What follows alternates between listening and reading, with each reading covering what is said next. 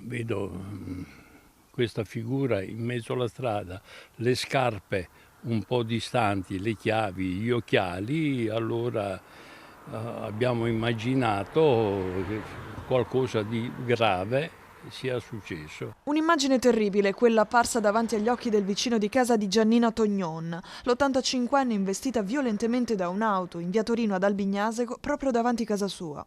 L'anziana è morta dopo il ricovero in ospedale, troppo gravi le ferite riportate nello schianto. L'urto infatti è stato violentissimo, facendole sbattere la testa sull'asfalto, una situazione giudicata critica fin da subito dai sanitari intervenuti. Attraversava la strada, era appena andata a trovare una signora, sono tutti parenti, si conoscono, e stava attraversando la strada per tornare a casa. Ho visto un movimento un po' strano qui davanti, che le macchine giravano, ho detto è successo qualcosa e mi sono precipitato a vedere. L'automobilista, un 63enne di Padova, potrebbe non averla vista in tempo, ma saranno i rilievi delle forze dell'ordine a ricostruire con esattezza la dinamica.